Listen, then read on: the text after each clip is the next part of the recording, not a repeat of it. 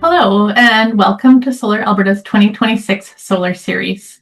Today's session is called Deep Energy Retrofits and MURB Electrification. Please note that we have enabled closed captioning for this presentation, and you can turn on that captioning in the toolbar at the bottom of your Zoom screen. My name is Stephanie Westland, and I am the Education Lead at Solar Alberta. I'd like to take a minute to acknowledge that I am hosting you today and working day to day from the place traditionally called Moginstis, also known as Calgary, Alberta. Calgary is located on the traditional territories of the people of the Treaty 7 region in southern Alberta. This includes the Blackfoot Confederacy, made up of the Siksika, Piikani, and Kainai First Nations, the Îethka Stoney Nakoda Nations, made up of the Chiniki, Bearspaw, and Goodstoney bands, and the Tsuut'ina First Nation. Calgary is also homeland to the historic Northwest Métis and to Métis Nation of Alberta Region 3. Today we'll be hearing from Pamela Goertzen from the Smart, Sustainable, Resilient Infrastructure Association, also known as SSRIA for short. Following her presentation, there will be a question and answer period in which you can all participate. The entire session will wrap up in about an hour and a half. We are also recording this session today, and we'll be making it available on our YouTube channel. For those of you who registered, you'll receive an email from me with a video link once we've completed the editing. We will be using Zoom Q&A for questions rather than the chat box, so please enter your questions in the Q&A section throughout the presentation. Also, please click on the little thumbs up symbols to upvote questions that you like. Before we move forward, we're just going to do a quick poll to get a quick sense of who we have joining us today. Please take a minute to pop or answer the questions that are popping up on your screen now. And while some of you are doing that poll, I encourage you to also take a minute and pop your name, land acknowledgement, and any contact information you're comfortable sharing in the chat now and throughout the event so that others can look you up on LinkedIn or email you after the event.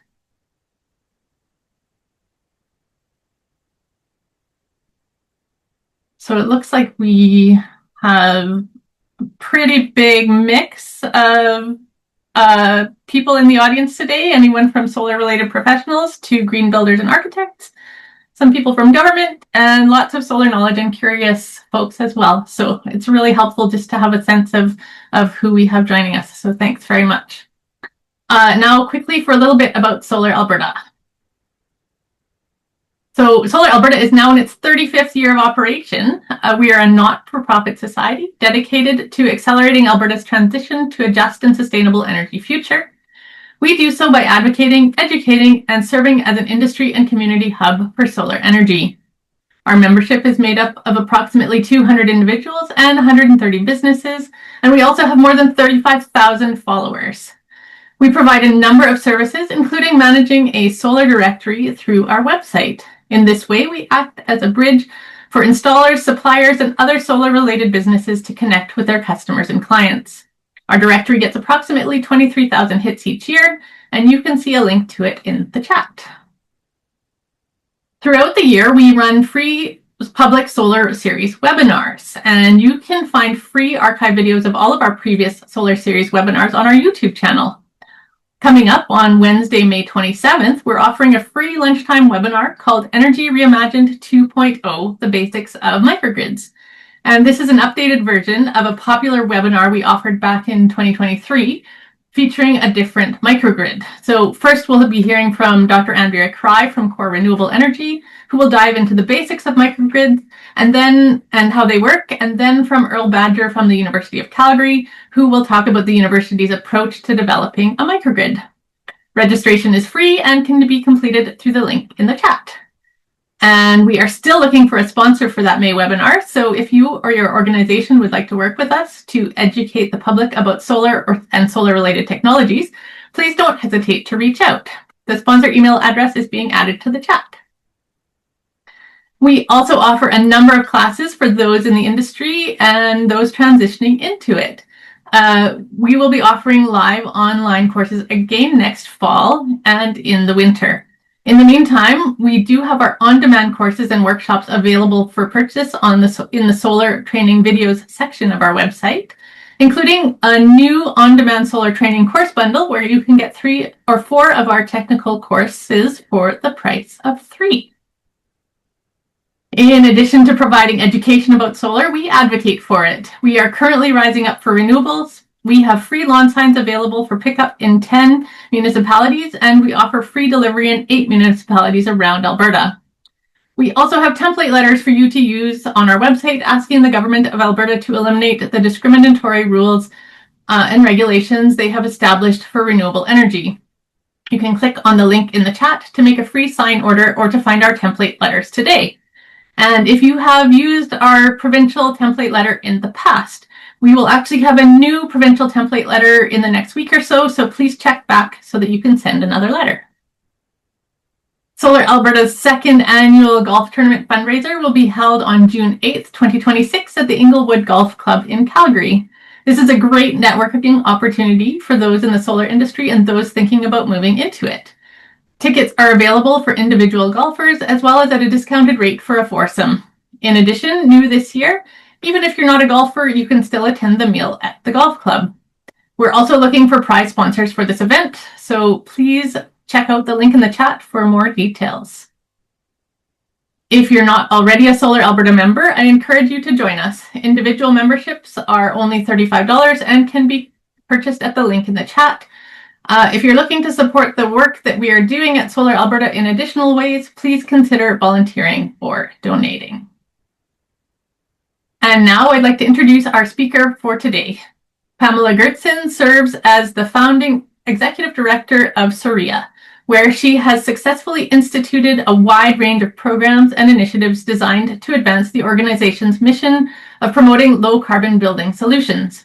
Her strategic leadership and commitment to forging meaningful partnerships have played a pivotal role in SSRIA's growth and its positive impact on both the environment and the economy in Alberta.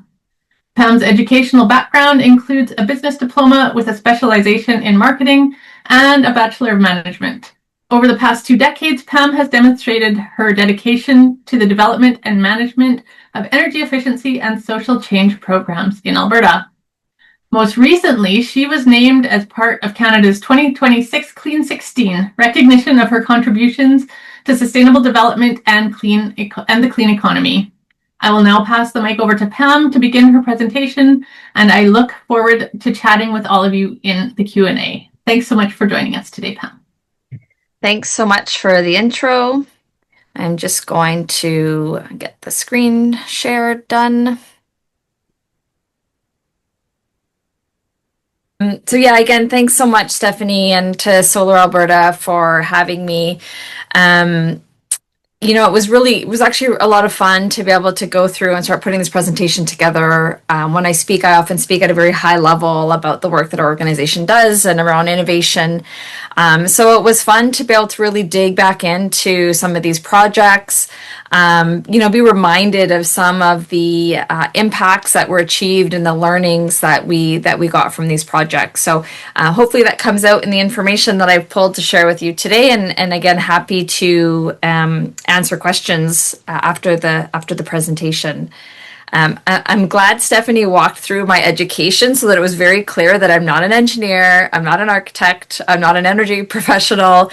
And so I will certainly do my best to answer your technical questions, but we may have to kind of get you connected with some of our project teams, and hopefully maybe even there's some of them on the call today. I was trying to watch through the names as everybody was typing into the contacts or into the chat box.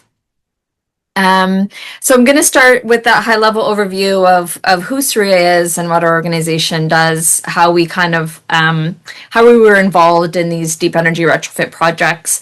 So I'm going to go over some of the deep energy retrofit projects as well as some high-performance multifamily projects to give you a I guess a good sense of some of the work that we've been doing in Alberta. And there we go. So to start off, SSRIA is a not-for-profit industry association. Our work is really around fostering collaboration and action to accelerate the adoption of innovative low carbon solutions. So that's kind of the key piece there, specifically for the built environment. When we talk about low carbon solutions, this can really mean like actual technology that's being installed in buildings to automate operations. We do a lot of work in new building materials and even different design approaches. As noted in our vision, we are aligned with many governments and corporate targets of reaching net zero emissions by 2050. The way we are achieving our mission or acting on our mission is really through a multi-pronged approach. So starting with facilitating collaboration amongst all AEC industry stakeholders, and that's architecture, engineering, and construction. Supporting the growth of businesses developing innovative low carbon solutions so they're ultimately better prepared to meet the needs of the industry. This is done through a business growth program that offers customized coaching services and really working through business strategy, as well as a Smart Sustainable Tech Showcase, where we can raise the profile of various small businesses who are developing low carbon solutions in Alberta. We also fund demonstration projects to validate and learn about new technologies and materials, which is going to be the focus of my presentation today. And then, of course, gather all the learnings and data from those projects so we can create a knowledge hub so that that knowledge and information can be shared. We can start really tackling some of the barriers that the industry is facing to adopting new technology and really pursuing carbon reduction in buildings at a bigger scale. The key audiences that we work with or that we serve are small and medium enterprises, or SMEs. They've progressed through technology readiness levels but need exposure to establish a position in the market. They might need support in final stages of technology readiness, like demonstrations in an operational setting. Also work with large companies within the AEC, those companies that often have sustainability commitments, but are kind of stuck with these ingrained processes and supply chains that are difficult to change. And they are looking for an efficient means to learn about and adopt innovation with the least amount of risk. And then finally, government. So again, governments need data to support smart decision making. They need to understand how to meet carbon reduction targets and support local economic growth, and then uncover and address additional barriers to low carbon innovation adoption. Since we started operating in 2020, we've been able to directly support the growth of over 100 small and medium businesses who either took part in that business growth program or who received funding as part of our demonstration projects. As mentioned, we've collected data and information from those projects to be able to share that information with over 8,500 AEC professionals through our resource library, during webinars, and through presentations at industry conferences. The types of resources include case studies, white papers, energy models, and cost-benefit analyses. There's a lot of really great, rich information available. As far as demonstration projects go, we've been able to demonstrate 55 different solutions in 96 buildings across Alberta. The average energy savings that we saw per project was around 62%. And a total of, I realize it says 8,000. I need to update this graph. It's actually 14,000 tons of GHG savings. The additional circle around that is really this projection, to grow to about 200,000 tons, because we're specifically trying to address some of those market barriers to support scaling the growth of these solutions. We're not funding one-off demonstrations of very custom buildings or custom approaches to a specific problem. We're really looking at how can we replicate that at a larger scale.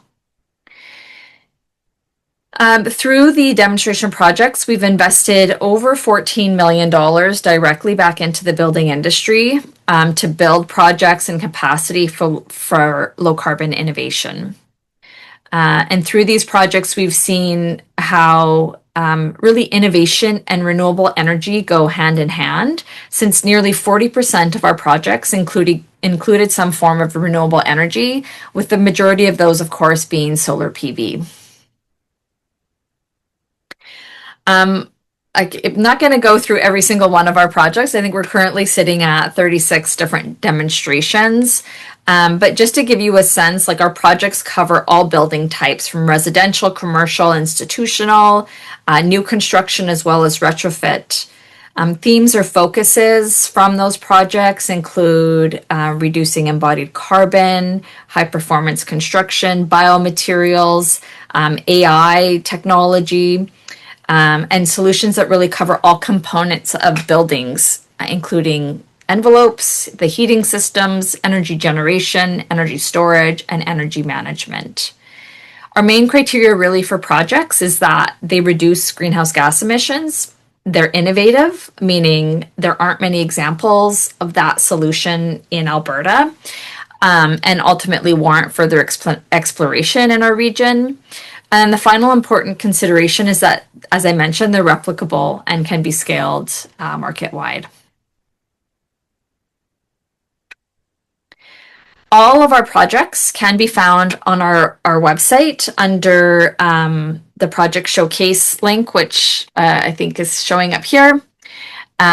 We also have a resource library that has nearly 200 documents. Again, as I mentioned, those are energy models from the projects, white papers on specific technologies, case studies, lots of videos from past webinars. And those can actually be searched by topic, by building type, and by project even, so you can really narrow into the type of information that you're specifically looking for. For those who are specifically interested in deep energy retrofits, there is a lot of also detailed information on the Retrofit Canada website. They have a detailed case study library as well, and so a lot of our projects in that deep energy retrofit realm are actually also featured on the Retrofit Canada website. With just the way they've collected the information is just super helpful and clear, and provides the detail you need to decide on how you might want to move forward on a deep energy retrofit. Okay, so first, I will dive into some deep energy retrofit projects. The approaches that were taken were really all envelope first. Generally, I would actually say there was one unique one in there. And then looking at energy systems as well. Commonalities within those projects is that they all were looking at electrifying. And then, of course, renewables played a big role in those as well. So this is just threw all the data into one slide here for you. Hopefully it's not too overwhelming, and I'll try to walk through it a little bit. So in our first round of funding, we had 3 separate projects focused on deep energy retrofits. 2 of those projects included 3 homes within their individual project, which is why we kind of built up to this big number. And so we have a lot of data, and I've just tried to consolidate that a little bit for a quick overview and comparison. So looking at air changes per hour. So we have all the projects listed out from 1 to 7, and then the legend is here on what those were. The home, or the numbers listed or highlighted rather in yellow, are those that have solar, just to show how that plays an impact in the overall results. So you can see that overall air tightness was a big consideration, and really bringing up the air tightness levels of all of the homes. The one that kind of stands out, I suppose, in this bar graph is home 5. That particular home chose to take a more of a phased retrofit approach, and so the portion of their retrofit reflects like the portion of their project that was involved in our project just reflects that the home wasn't fully retrofitted within that time frame. So you can see that they still have some room to improve air changes. They didn't necessarily pursue those because they were going to be removing some of those elements. So it's like, well, we're not going to do all the work to get it perfectly airtight when we're going to be working on the roof once we have additional funding. I think it's really important to consider that approach when we're talking about deep energy retrofits, because we know it's very costly and not everybody necessarily has the upfront funding to do the full piece all at once. And so it's really looking at how do we phase this in, or how do we stage this? On the energy savings, or energy use rather, again, we can see kind of how that played out for each of the individual projects. Projects with solar, generally, obviously, we see the energy use below the zero line, or right at zero. And so kind of understanding how that combination of solar with the deep energy retrofit and really working on our envelopes and efficient heating systems can help us completely eliminate energy use. Like, of course, this is over a year-long period. And then the GHG emissions, again, when we're electrifying in Alberta, we all know that there's still GHG emissions associated to that because of our grid. If we're introducing solar into our project or into our homes, then that addresses the GHG profile significantly. But if we're electrifying in the absence of solar, we're going to see actually, none of the projects had an increase in GHGs, again, because of the efficiency of the systems, but less of a reduction in GHGs than where we have solar. And that's fine as well. There's an opportunity in the future to apply that, again, when the homeowners are able to raise those additional funds to take that next step. They're basically ready to deploy that. House 7 also shared some recent data that I thought was really interesting. So 40%, they shared that 40% of their energy consumption is now for plugs and lights. That doesn't even include appliances. So it's pretty incredible if we think about what a typical energy consumption graph looks like for a home. It would be about like 80% would be just for space heating and water heating, and just little chunks of the pie for all those other elements. So just interesting to see how much they were able to shift their energy use profile. They also shared that only 3% of their energy use is now for hot water heating. And so, yeah, just I thought that was really interesting, and kind of thinking about resiliency. If we're getting into situations like we had a few years ago in January, where we were all called upon to reduce our energy use as much as possible because the grid was having some struggling to meet demand in a really cold spell. A homeowner like this, their contribution is turning off some TVs and lights, a little bit less of an impact than if your energy use is coming from your heating and your water heating and your appliance use. So these are three of those projects. So the GBTN01, and I'll refer to that GBTN is kind of a code reference so that you can find these back on our website. So GBTN01 was performed by Butterwick Projects, and so they did 3 different homes. They were able, and because of that structure with 3 different homes, they were able to kind of iterate on their process and learn and try to improve the efficiency, the cost efficiency of the process, as well as training new laborers to be able to do this kind of specialized work of adding the panelization to the homes. And I maybe didn't actually point that out in my last slide, which I was supposed to. So GBTN1 was all panelization. So this is where they're building the wall panels off site, like in a warehouse or factory, and then moving them as large panels. And as you can see in this one picture, craning them into position. The GBTN 10 projects, again, those were 3 different homes, and they took 3 different approaches to an exterior upgrade, but all done on site. So on site cutting, measuring, application. And then GBTN 18 was the unique one that stood out. This one was, so that home is on a 0 lot line, and so they were not able to do exterior insulation. They also didn't want to demo in a home from the early 2000s. The interior, there was no point demoing all of that, taking that to landfill.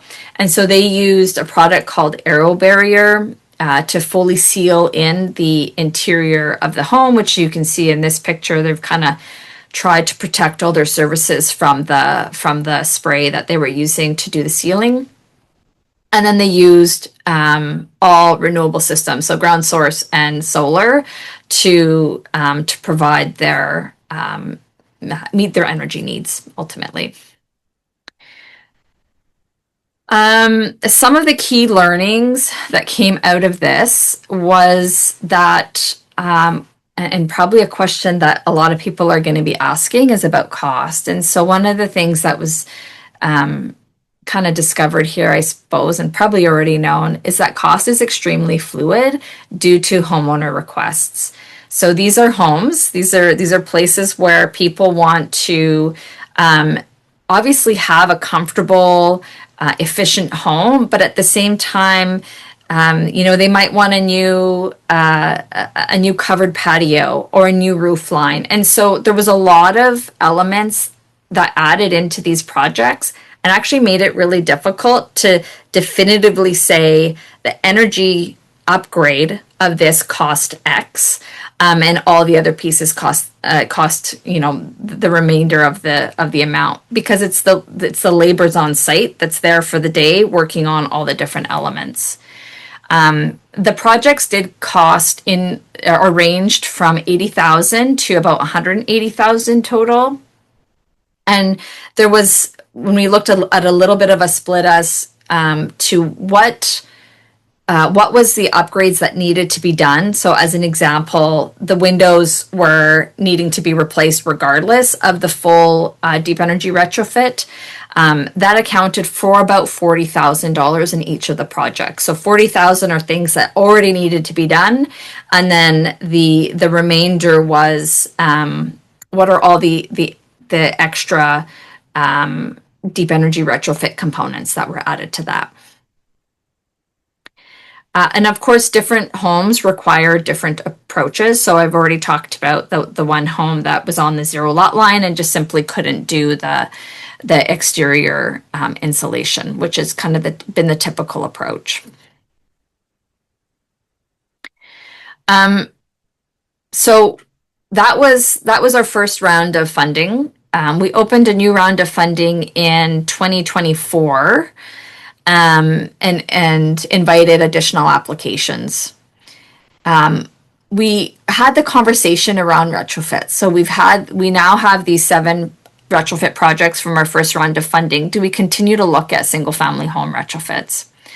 And we did open it up, and the projects that we specifically decided on funding were kind of additional iterations of these learnings that we already had. So recognizing that while we have these great demonstrations, we learned a lot from those. How do we continue to build on that knowledge to get to a point where we have a solution that's highly deployable, that we're dealing with the cost issues, the affordability issues of retrofits, as well as the one project specifically looked at embodied carbon of the solutions.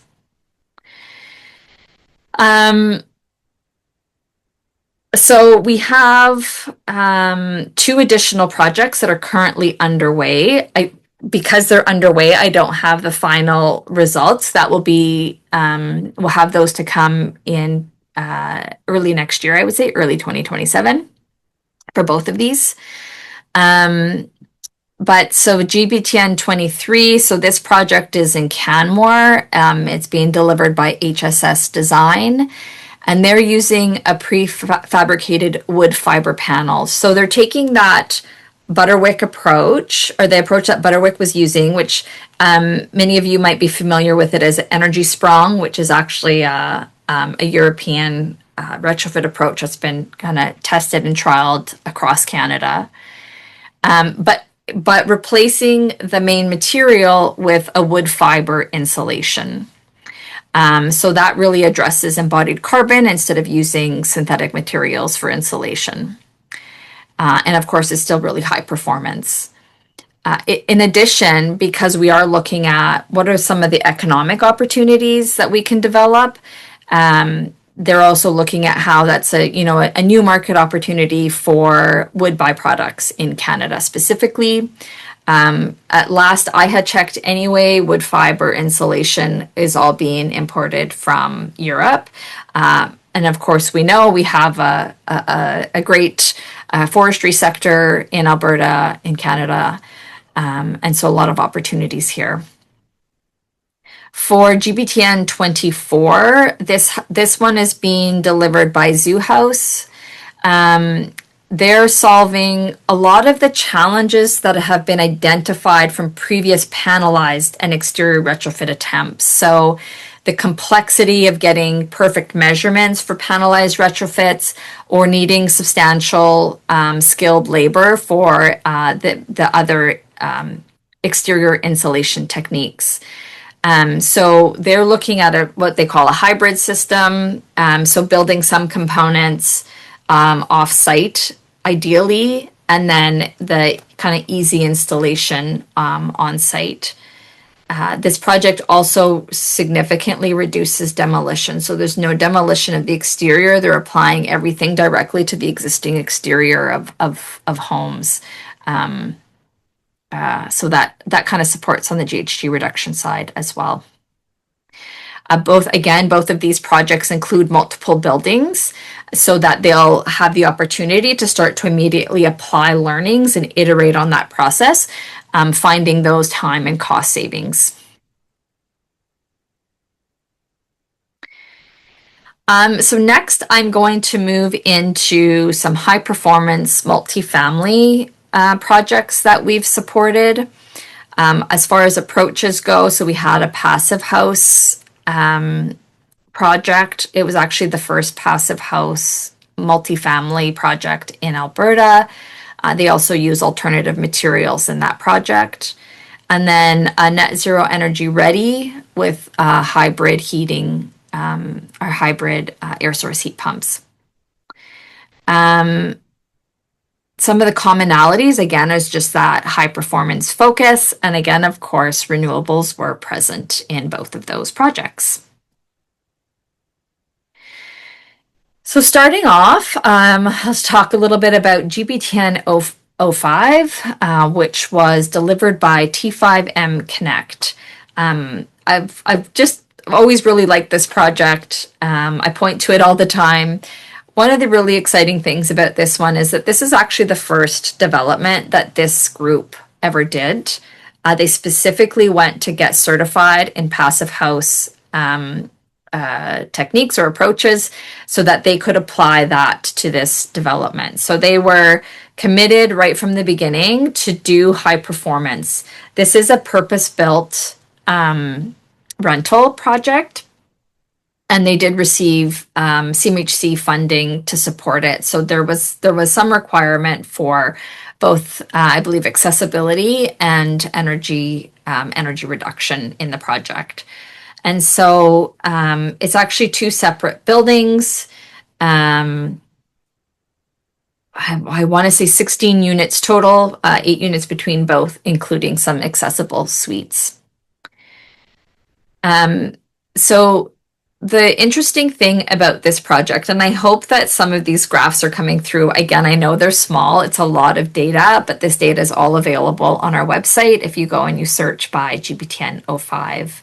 The top bar graph is just showing the analysis that was completed of the various envelope systems. So they did a very detailed analysis of their envelope systems and their heating systems to understand what was going to provide the greatest energy value for the cost. So recognizing that, as a first-time developer, that they're holding on to this property and it was going to be a rental, they still had to show some profitability so that they can continue to build their organization as well, or their group as well. And so that was a kind of a key focus. And so the top graph shows that cost analysis on the various envelope systems, but it definitely was looked at from an energy savings perspective as well. And then the bottom table is showing the breakdown then of the mechanical systems alongside with those envelope systems. And so this bar here is the one that was selected for envelope, which is a product that's actually made here in Edmonton called SI, so the company is SI Construction and their product is Polycore, and it's a wall panel system with EPS wall panel system with steel studs. They also do foundation and slabs. And then the heating system that they went with was the air source heat pumps, fully decentralized. So each unit has their own heating system or air source heat pump. This bottom table also was, there's actually 3 separate tables. So the first was analyzed against just the installation or upfront capital costs, because we know that's often a consideration. It's like, well, what's the change in upfront capital cost? Then they looked at it a 5-year install and operational cost, and then a 25-year cost. So again, just lots of data available to really dig into if that's your jam ultimately. This is showing the energy model that was completed by an engineering firm. Again, the selection that they went with was 3B, which is air source heat pumps with PV. But this shows the comparison if they were to have done just a typical build with a natural gas furnace, including either looking at natural gas with PV or not with PV. So really great way, again, to show the comparison and right down to the cost. So, an apology, I keep looking off screen because my big screen is off to the side to see the numbers here. So when we look at the total utilities cost of the system that they ended up going with, we're actually lower than utilities on a natural gas forced air system. By just about half, even with the solar included on the kind of traditional system. And so as you can see here, they did install an 80 kilowatt solar array on that building. Beautiful, beautiful building. So key lessons learned. The building has been operating for a little over 2 years. They shared with us that they receive very few maintenance requests related to any of the heat pumps or the high efficiency equipment. They had to replace one heat pump that was, I think, a manufacturer issue at the very beginning. But they reported that they're performing extremely well, even in that -40 back in, I think that was in 2024, January. And so I think this is a question that often comes up for Alberta and heat pumps. I don't know if we're past that debate yet, but yes, the heat pumps worked. through 2 winters now without any major failures. There is no backup heating in most of the units. Some of the units do have electric baseboard heating, but the majority of the units don't even have any backup heat. But are built extremely efficiently, so they manage those cold snaps with the equipment that they have. The tenants have also reported being very happy with the lack of smoke getting into the units during the wildfire season. So another benefit of having really great air tightness, having the right systems in place to manage that. On the tenant side, they did also report, though, that it seems that tenants aren't very interested in learning how to operate any of the equipment.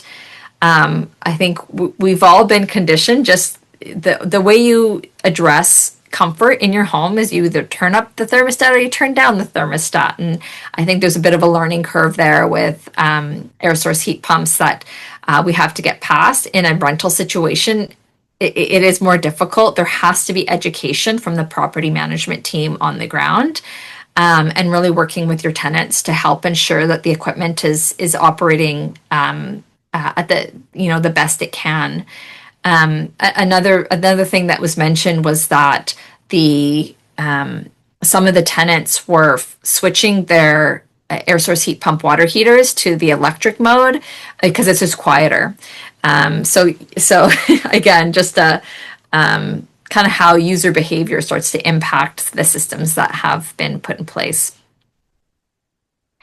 They're really happy with the solar PV. It's performing as expected.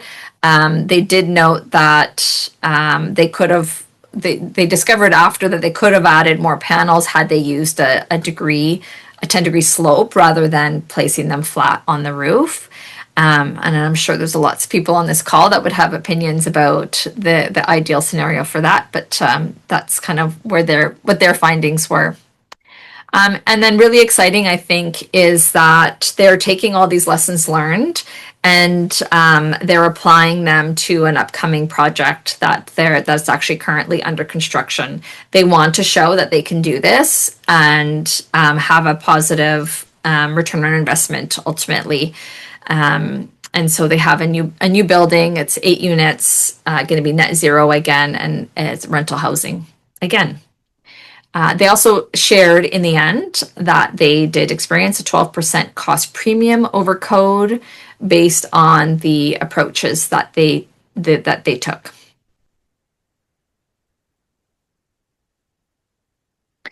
The next project is DBTN 03. And this one is another MURB, another multifamily that is specifically looking at net zero energy ready design is how they positioned it specifically. So their goals were to demonstrate and test an affordable and a replicable solution for net zero energy MURBs, and to develop a generic simulation tool to predict and analyze the aggregate energy profile of a highly efficient MURB community, really at the community level. So part of the reasoning for why they wanted to kind of undergo this was that net zero energy in multifamily is less common and sometimes more difficult to achieve. So they were really trying to hone in on that design piece and specifically addressing cost, because typically multifamilies are being purchased or targeted towards young families or first-time home buyers who are more price sensitive and don't necessarily have the financial capacity to pay for an upgrade that might sometimes come along with higher performance construction. There's also limited roof area that can only accommodate a smaller PV system, and so the focus has to be on energy use reduction first. The study component, I think, is equally as important because a key barrier to scaling net zero energy is that the higher you end up with higher electrical peak loads in a region. So driven and that's driven by those all electric systems and the solar generation. The requirement then when we're talking about net zero is putting in higher amperage. The developer is now paying a significantly greater amount for larger infrastructure servicing to an area. And then the table here is just showing the energy improvements that they were targeting with the home design. This project also applied an innovative heating system. So it was a dual fuel hybrid system. So basically, when it's greater than -10 degrees Celsius, the system heating is provided by an air source heat pump. When it drops below -10, it automatically switches to a natural gas water heating system. It's a tankless system that heats the home through a fan coil. Again, this is all automatically managed through outdoor temperature sensors. The intent of the system is to really be able to maximize the high efficiency rating of air source heat pumps when it's operating in its optimal conditions. So we know we start to lose some efficiency once the temperature drops. And so that's where they're switching to the natural gas is when that COP is dropping to about 1, as opposed to when it's operating in optimal conditions, it's at like 2 or 2.5. And then these were some of the findings from that, really looking at that grid capacity piece or that peak load consideration. So these are the 3 key homes that they had basically minute by minute data for a 2-year period. Peak was really what they were looking for because that's what they service the site based on. And so it just shows how many minutes they had various draws. So it was the middle bar here is basically represents 87 hours. So at 87 hours, they were at about 23 amps was their peak load total over the year. And a total of 53 minutes where they exceeded or reached 50 amps. So, and I think that the criteria is to build 150 amp to 200 amp for net zero and solar homes. So this is just really interesting data to show what the actual draw is in those peak periods. It also highlights that there's some really great opportunities for on-site storage to manage that without having to be putting in the massive amperage to meet the needs of those homes. I think that's all for that one. And again, more projects to come, as I mentioned. We're seeing a greater shift in focus on affordability and really even just diverse housing types. So the two key projects that I wanted to share here was GBTN 27, which is an all-electric multifamily with a prefab foundation. They actually use the foundation from SI Construction, which I talked about in the that was in the other MURB project, the T5M project. They're targeting net zero energy for the missing middle. So just providing an alternative housing type that kind of fits between high rise and single family homes. So it's a low rise multifamily. And the other kind of neat thing about this project is a focus on really demonstrating the financial business case so that more developers will say, okay, so I have a positive pro forma I can take place and I will actually build out this higher quality housing because there's a business case for it. And so part of what they're doing within that project and looking at the different alternative materials is, does this reduce my costs? So the floor slab, as an example, it was less costly than doing concrete or typical concrete floor slab. And plus you get the embodied carbon benefits from it as well. The GBTN 28 is a net zero energy backyard suite. So again, just showing a kind of alternative housing option, still targeting that missing middle. This project used dense packed straw wall panels, so that bringing in that alternative material, kind of looking at circular economy as well. And then a roof integrated solar product so basically the solar tiles or panels make up the roof. There isn't like a shingle and then the panel goes over top of it. They actually clip right into the roof to make up the roof. What I thought was interesting about this is I know in Calgary there's the concern about hail and how that damages roofs and the insurance claims related to that. And this is just a stronger product, so protects that issue. And of course, both of these, because they're using alternative products, are working through the regulatory barriers that come along with using those. And I'm just on last couple slides. So this is basically my last, I guess, little soapbox component.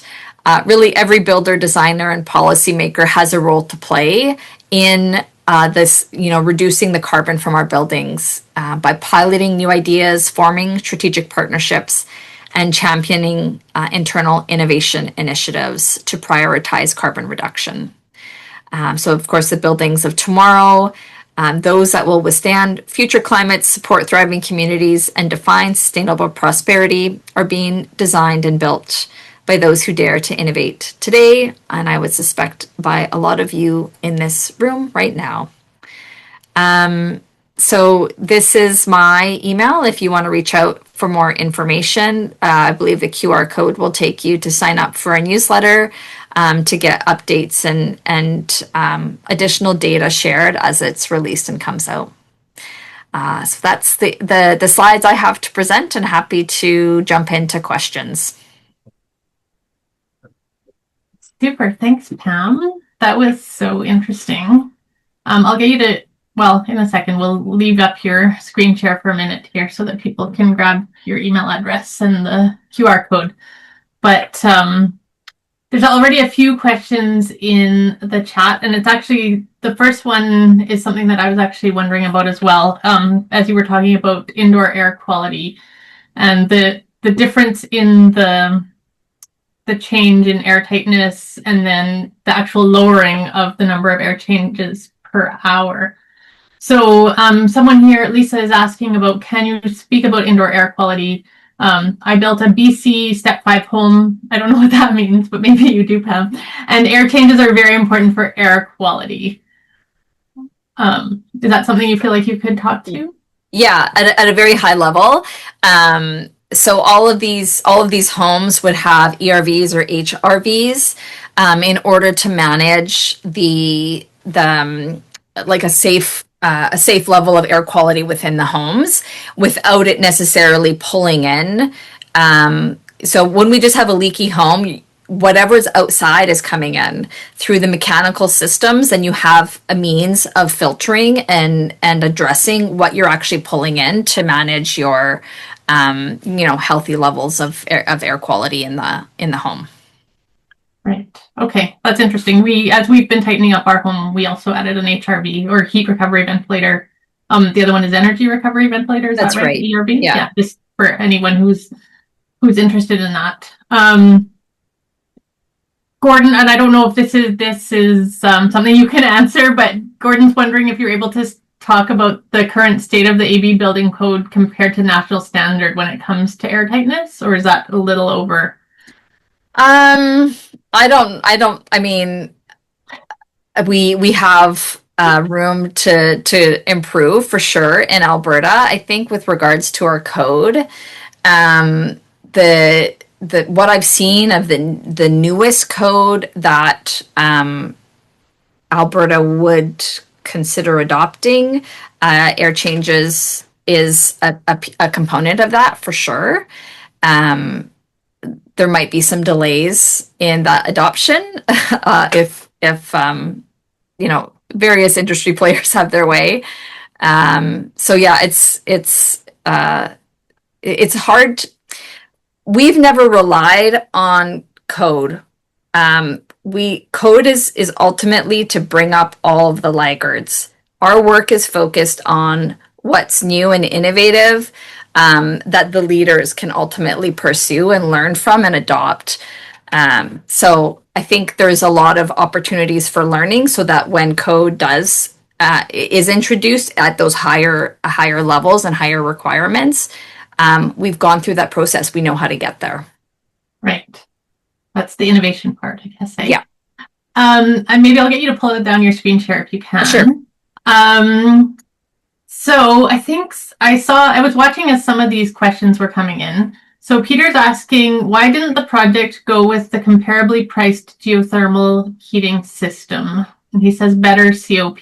I'm thinking that's one of the first couple of MURBs that you were talking about. So to go with geothermal versus going with air source? Yes. Yeah, I mean, those are certainly the options. I think geothermal has its own cost implications. And it depends on, so in those MURBs, they would have been new construction. So it would have been easier than in a retrofit situation where it's sometimes hard to get a drill in to be able to do geothermal. Let me just actually go back and see if geothermal was even part of their analysis. I'm not sure if they had considered that in the T5M project. Oh, they did. They did consider ground source heat pumps. I'm not sure what the ultimate decision was on choosing the air source heat pumps over ground source. I'd have to take that back to the project team and see kind of what was the thought process there. Right. Okay. It was a bit higher though, so maybe it was cost. It was about like over the 25-year period, it was about 20,000 higher. Right. Okay.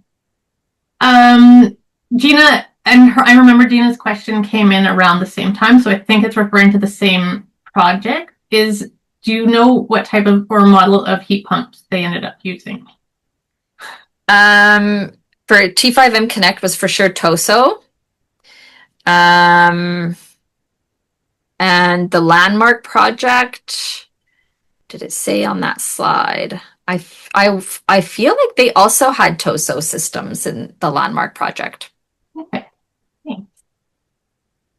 Stephen is wondering about whether any projects have added panels to south-facing walls.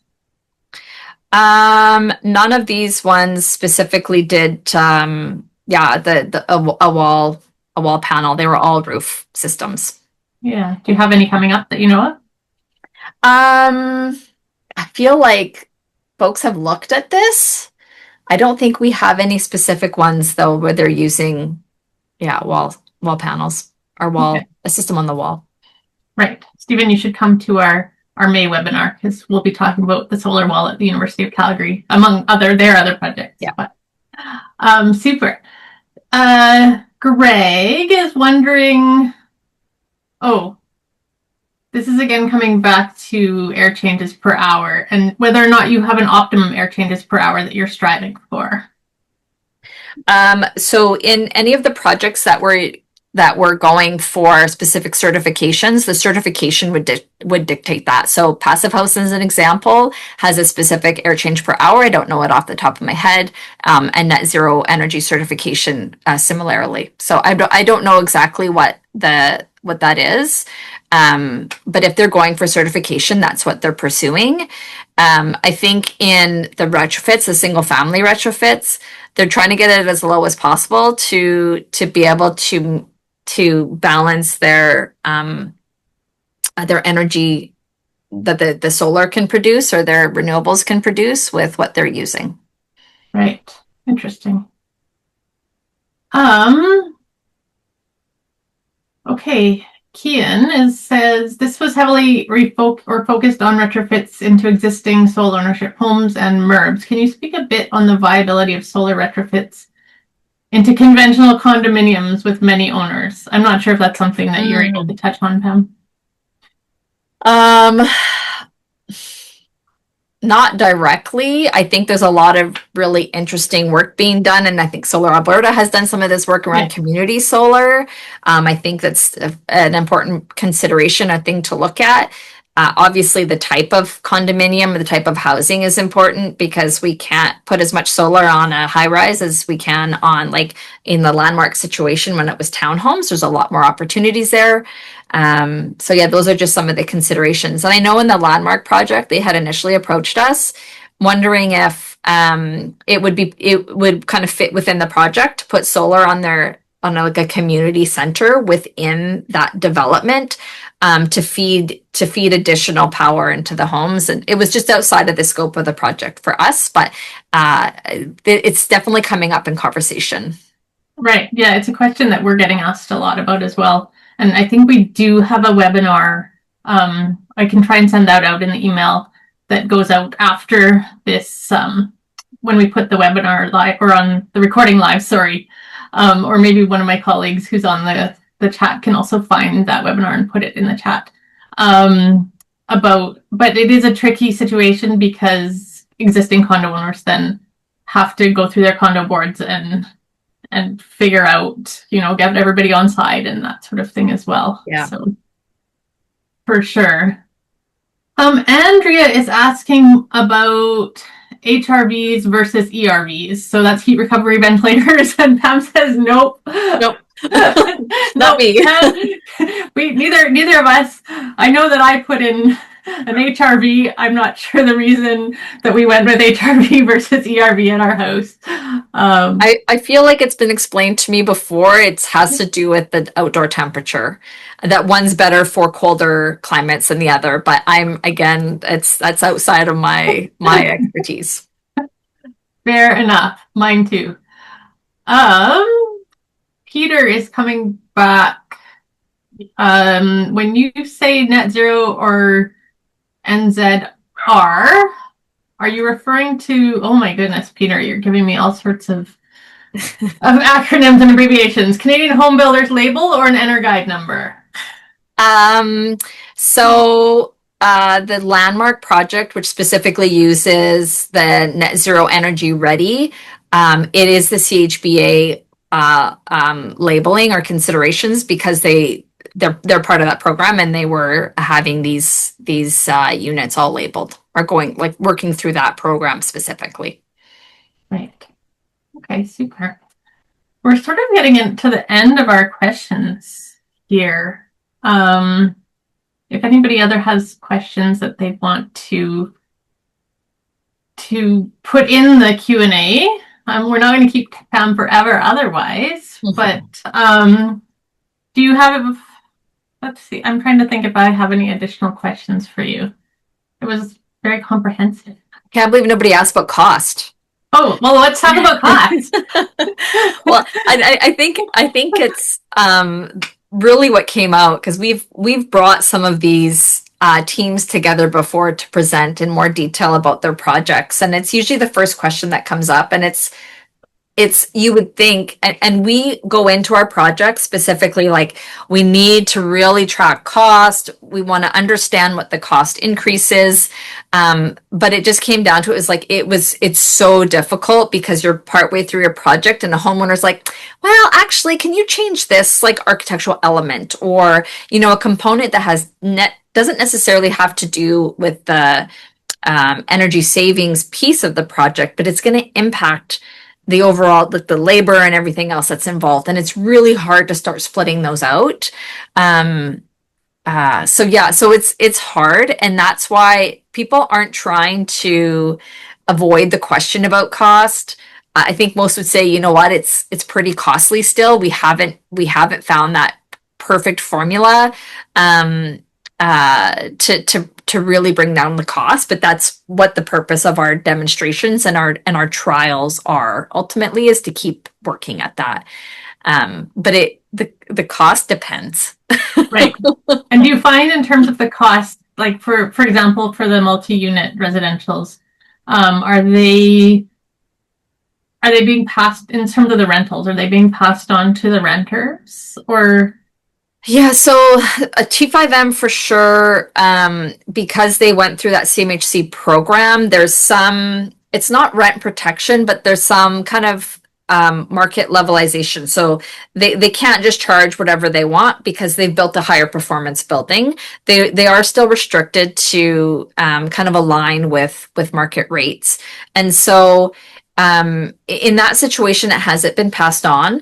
The question that I've had for them that I don't recall the answer is how the solar, like if they're all paying their individual utilities and how the solar, are they benefiting in that situation then from the solar, or is the solar benefit going to the building owner directly only? So I think that's another kind of consideration is how do you, when you have solar on a multifamily building like that, how the benefits are divided up amongst the tenants if they're all paying their own utilities.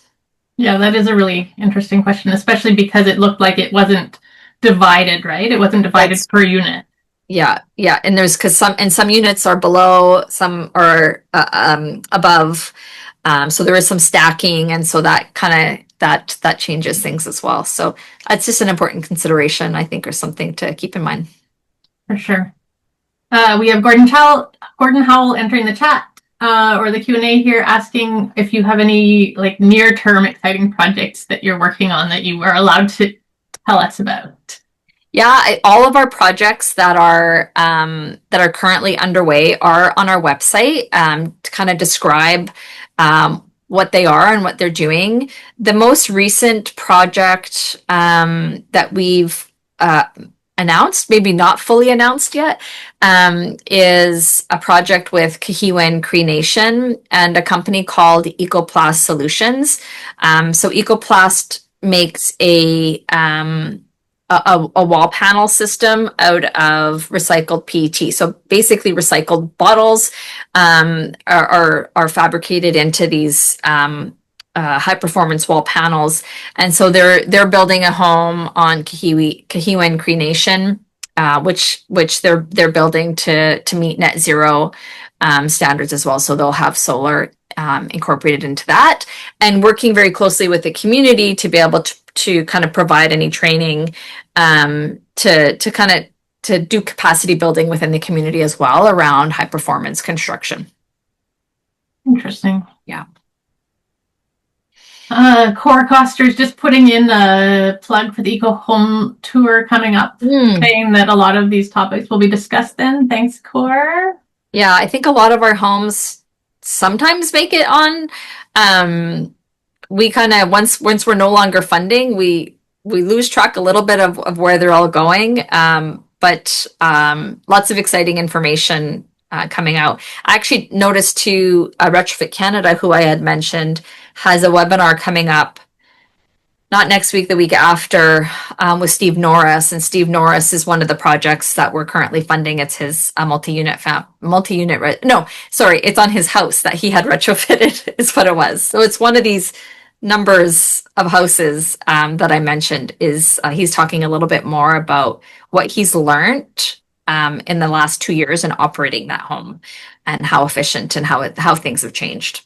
Okay. Neat. And so do you have any near-term goals that you'd like to see SSRIA achieve? I mean, our focus is really on continuing to remove barriers for carbon reduction in buildings. We're actually working on a project with NRCan right now, and the municipalities and the Safety Codes Council to try to support the permitting process for what's called alternative solutions. So a lot of the newer materials that are being manufactured by small businesses in Alberta kind of hit some hurdles when they go through the permitting process because they don't have the same level of certification of traditional materials, and so there's different requirements for them, and no one really understands the process. It's different in every municipality you go to, and it just makes it really complicated for a small business to be able to even grow their market when a builder's like, Well, if I'm going to get delayed at the permitting level, I'm too nervous to really take on a new approach or a new product. So we're trying to overcome that barrier and kind of open up the doors to alternative materials or different building materials being used in construction. Yeah, that's super interesting. We often get asked about roof integrated solar, for example, as something new. And that's one thing that Yep. We don't know a lot about at Alberta or at Solar Alberta. So it's interesting to hear that it's being used. Yeah, yeah, it'll be great to see how that project turns out and what the data comes out from that solar specifically and generation and any other. For me, it's the fun piece is like the little lessons that you wouldn't have thought about that come up, right? Like, this was installed, way faster maybe than a typical, or it was more difficult, or whatever it might have been, that people don't necessarily write in a table, right? You write down in the table, this generated X kilowatt hours of energy, not, here's what we found, how it protected the roof or whatever else. So just the Right. interesting stuff that comes up in conversation more than anything. And how can we gather that? Because there are important learnings at the same time as well. Yeah. Do you find that those learnings are being put forward to the next projects then? That's kind of, really what our goal is we've learned from this. And so we know what's working, what didn't work, and or where there's additional barriers that need to be addressed. And so that's kind of where our focus is, and how do we continue to move these pieces forward, as opposed to like, okay, well, we tried that, we're gonna go on to the next thing. So definitely looking at how we continue to support that transition. Yeah. Speaking of innovative products, Kian's asking about that integrated rooftop solar being more resilient for hail, and just wondering if that had any effect on insurance premiums. The project's not fully, like, it's not completed yet. I'm not even sure if the solar's been installed yet. Okay. But that'd be a really great question to follow up with that team on, and make sure that it's something that we collect as far as data and information, if it is going to have an impact. Yeah, for sure. It's something that I'll definitely follow up with you as well, because I think it's something that we would like to talk about going forward. So we'd love to sort of keep an eye on that and see how that's going, for sure. The resiliency is kind of the next big topic that everyone's really talking about. And we know we've seen like just astronomical insurance claims, with every climate event or weather event. And so it's definitely a conversation to continue, and something people are working on, and another piece of data that we have to start to gather. Yeah, for sure. As someone who lives in Calgary, I see this a lot. Yeah. So, Chris is asking, how, as retrofit professionals, do we get the attention of building owners? He says it gets complicated when tenants are pro retrofit, but landlord and building owners are not interested. Yeah, there's definitely a split incentive there if you're talking about someone who doesn't own their own home. Mhm. And I would even suggest, like, there's a struggle even in single family homes, and kind of reaching those groups. I think it's just as an ecosystem, like all speaking kind of the same language, and helping homeowners understand the opportunity of deep energy retrofits, or retrofits go beyond just, I got to call my window guy to have my windows replaced, or I got to call the heating guy to have my furnace replaced. That there's a different approach to think about kind of like our homes or buildings as a whole, and how we can how we should be approaching retrofits as opposed to how we maybe used to do it. So there's definitely a learning curve there, and this is something that I've worked in energy efficiency basically my whole career, and we used to do these types of programs where it's like, let's replace your furnace, or let's replace your windows. And so it's really starting to shift the conversation, and there needs to be a concerted effort to do that. Right. I was also really interested in the way in how you were saying that you actually have to educate the rental or tenants as well on the Yes. systems Yeah. that are in their homes. Yeah, So absolutely. Education all around, always and forever. for sure. Um, we have a person here asking if you're working with EPCOR, NMAX, etc., to work towards these goals. They say EPCOR is still recommending considering gas appliances before moving forward with a service upgrade. I'm not sure. We have like us directly haven't engaged with EPCOR around site servicing and the total size of the requirements. Although they're at the table of a lot of groups that I sit on, a lot of advisory committees, so they're fully aware of the challenge. And I think data like the data that was collected through the landmark project with the grid impact study that they did is super beneficial in so we're not just saying like we really don't need 200 amps. We're showing the data to be able to back that up. And so I think it's kind of an ongoing conversation for sure. We did do a project with NMAX in Calgary around energy storage, just a small kind of pilot to understand what opportunities that had on addressing peak loads in communities where there was a lot of solar and a lot of EV use. So they're aware to some degree in within departments and slowly working towards it. Right. Okay, Loie is asking, is energy storage, both electrical and thermal, being integrated into some projects? So we actually do have a project just outside of Calgary that's using thermal storage. I believe it's a thermal PV system. That project is one of our projects that's currently underway, so we don't have full data on that. But there's some base level information currently on our website to learn a little bit more about that. It's a single family home project. And the way they were applying the solar thermal was really to support their air source heat pump during the cold months to knowing that, you know, air source heat pumps struggle a little bit in the colder temperatures. And so that's how they were, that's the kind of the solution they wanted to introduce was the solar thermal to support that at that time of year. The energy storage. So there was an energy storage project, as I mentioned, with NMAX in Calgary. And that was specifically, like that was batteries specifically. It did run into some regulatory issues. So highlighted some areas again to continue to work with municipalities around how we kind of keep dealing with those barriers around the regulatory barriers to, you know, even having batteries in our homes. Right.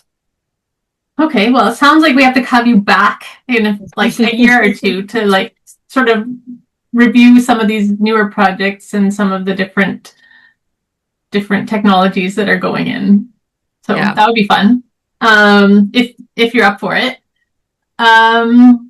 Gordon just put a comment in the chat saying there needs to be a lot more education with developers and homeowners when it comes to service upgrades.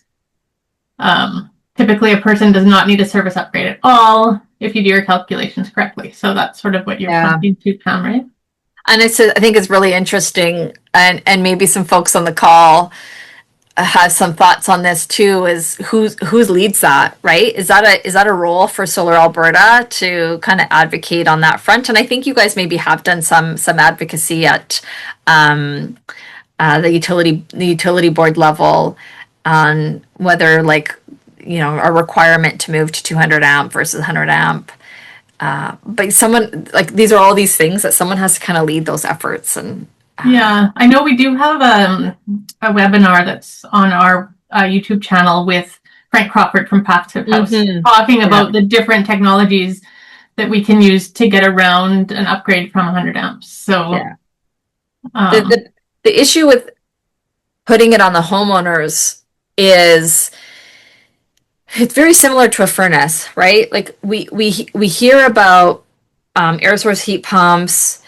We kind of maybe get excited about it, and then you call a furnace company, say, "Oh, okay, I want to replace my furnace with air source heat pump." And they're like, "Oh, you don't want to do that, right?" And so immediately you're kind of like, "Oh, well, I'm not the expert in this, so I should probably listen to the experts." And I think similarly with site servicing, like if somebody's going to come up and say like, no, no, no, you absolutely need to do this, I'm like, I'm not going to tell them otherwise, right? Even though I've maybe heard through some channels. So I think working with the utilities and those who are ultimately making the decisions, because putting it on a poor homeowner to try to figure out if they're making the right call in the end, that might put them at risk in the future is tough for sure. Yeah, I was just on a webinar call earlier this week with, I think it was Clean Energy Canada, and they've been doing a lot of research around heat pumps and things, and that was one of the things that came up was, usually when you need your furnace replaced, it's an emergency. So Yeah. when you call and say, can I get a heat pump? And typically right now, at least in Alberta, the answer tends to be no, you don't want that.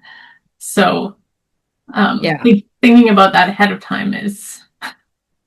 Yeah, I think a lot of training is being done at the contractor level right now around heat pumps, but yeah, it's still more work to be done for sure.